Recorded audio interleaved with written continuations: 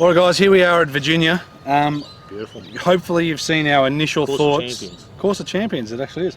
Hopefully you've seen our initial thoughts on the Taylormade Tp5s, Yep. Tp5x. So this is the review of the Tp5x. I haven't played around with the Tp5 much at all, but when I have, numbers have been so close to similar to this, it's not funny.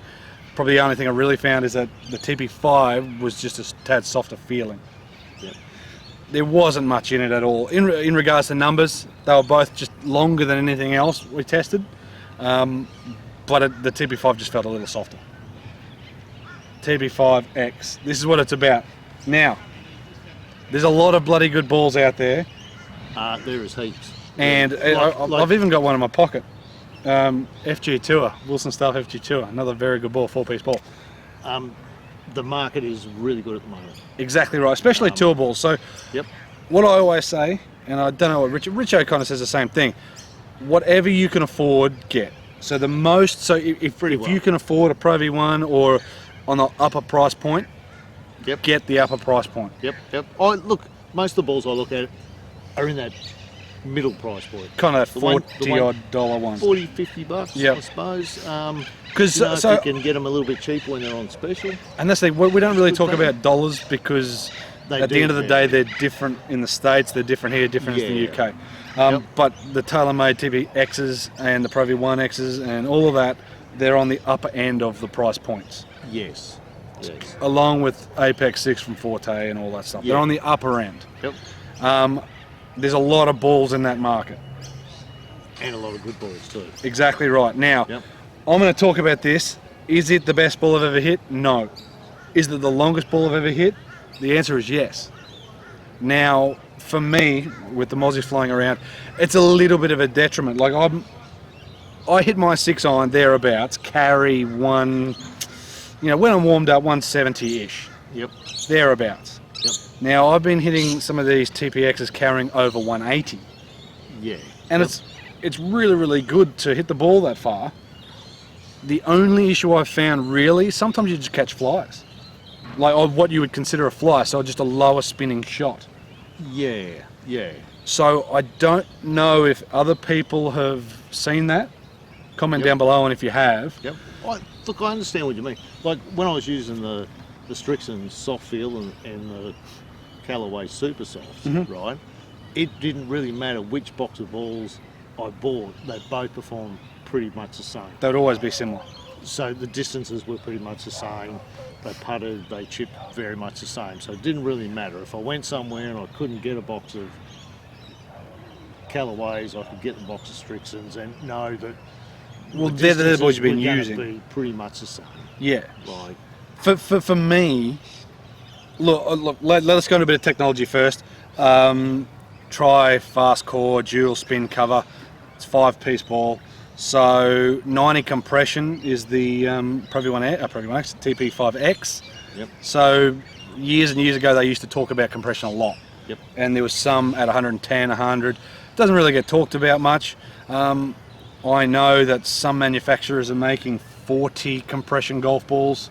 Titleist say anything under 65 compression deforms the ball too easy, then you get inconsistencies. So every company has their thoughts on certain things, and that's great, but that's where you need to go out and test. And you've got to do your own ball. Now, as you see, some of the numbers in every test I have done, that I've hit, and every test that I've got other people to hit, this ball spins less. Yep. Is that a bad thing? No, I mean the land angle and everything is still very, very similar. It still spins enough to stop. Yep. It's just, for me, the inconsistency in distance, and I know it's my strike. What really pushed me over the edge at a Rundle, I'm going to put a shot in over the top of this, at 121 metres, hit this ball, and I know it's got a little bit to do with the water as well. It was 121. I don't carry my wedge that far. It's about where I carry my wedge. It would have carried, over the back of the green by nearly 10? Yeah. Look, to tell the truth, Oh. I used a different ball than you did. Yes. Nearly most of my shots that hit the green looked like they were going to stop. Yeah. Right? Because I didn't use a Taylormade ball, obviously. Yeah. As where a lot of yours looked like they were going to run on. It looked like they were going further. For me, it was further. At Woodford, another one that kind of got me. And this is the only reason why I probably won't use it. Do I think it's a great ball? Yeah, 100%. goes longer, it spins less, it launches a little higher than most. It is a very good ball. Yep. From 126 metres, I think it was, I hit gap wedge and long. I carried basically the flag and it was long. Yep. I hit my gap wedge or carry my gap wedge about 115 or thereabouts. So that's an extra 10 metres and it's nice to have, but I don't think it's always 10 metres. I think, oh, you might get a 10 metres here, then you might get the same as before, and it just seems a little bit too inconsistent for me at the moment. Maybe in generations, this could be a fantastic ball. Maybe if they can get it to be more consistent. Yep. The ball's probably very consistent, it's me. What I'm saying is that it's hard to take when you hit a really good shot and it goes nearly 10 metres longer than what you think it should. Yeah. Well, look, it's how we pick our clubs, isn't it? 100%. Find the consistency you get out of them. Correct, and I feel James Macklin is a more consistent player than me, or a consistent striker, let's say. Yep. He enjoyed this thing. It spun lower. He did hit it further, but he got some of them, say with the 6-iron, where he usually hits his 6-iron spin at somewhere around 7-ish grand, high 6s, mid 6s. He was getting them down to around high 5s, but he got a couple that dropped down to 4,000. And they're the 180 odd carry 6-irons, which you just come out of nowhere. Yeah. You go over the back of the green, you're dead. I think it's getting used to it. John Rahm's using it, and I know he's doing a good job, and so is Dustin Johnson. So they're better than us again, so they will know. But they've potentially gained distance. Yeah.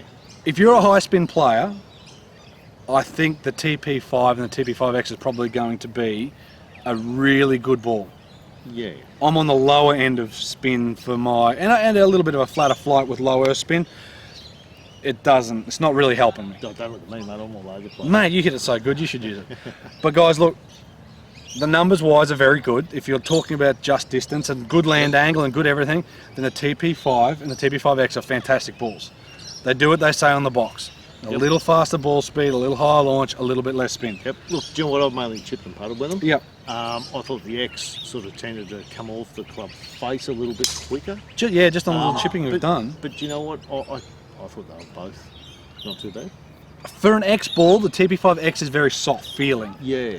Yep. And that's the big thing I like about that. Maybe it's the thin cover, I'm not too sure. It's only like 20,000 of an inch or whatever. It's very, very thin. It's literally like a Richardson thin, which I said previous. Now, durability, I want to get on that because some people have been going on about they are not durable at all. I'm going to get a close-up of this thing because that is 18 holes. Yeah, and I saw the one you used At Woodford.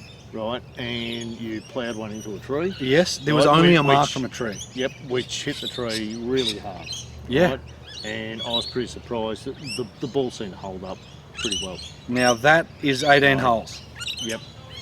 And a little bit of a chipping around and stuff like that. Now, others have said that it chews up pretty quickly. Some have said that after 7 or 8 holes, it looks like it's done nearly 18 holes. Yeah, I can chew up some balls pretty quickly. And that's the thing. But if I look at it realistically and go, I hit 3 paths and I hit 10 trees, then you look at it and go, well, no ball's going to really stand up that much to, especially the cement paths and bits and pieces. But if you have a day where you don't hit anything much, then that's when you judge how the ball is. 100%. There's literally no marks from wedges from that for me. No. I don't see wedge marks on balls very much at all. So that's pretty impressive for me. So my experience, very, very durable.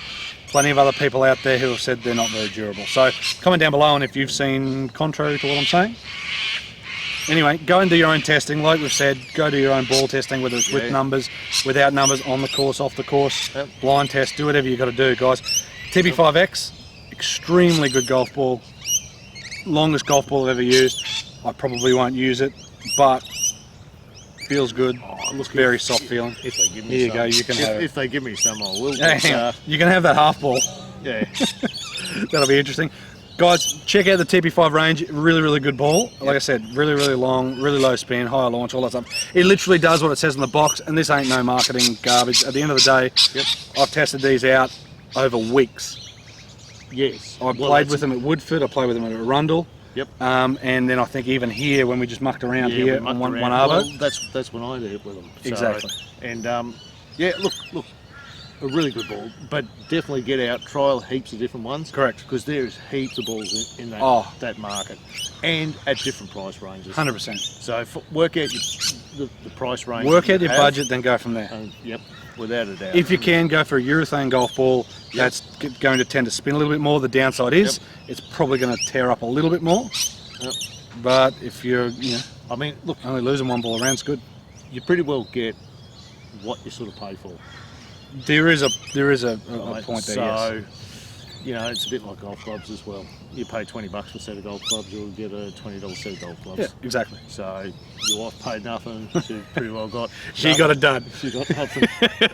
Guys, go check out the Taylormade Tp5, Tp5x range of balls, and even their new irons as well, the P750s and 770s and stuff. There's a lot of good stuff on the market now. I think they're probably the best iron Taylormade's made in a long time. Doesn't mean they're the best of a lot. Certainly one of the nice looking irons. Exactly right. For a long time. So, exactly right. Because I've had a few that look average. Really, really soft feeling. Guys, TP5X, very, very soft to putt and chip with. It goes a long way, it goes high. Very thin covers, 5 pieces. Try fast core, spin, yada yada.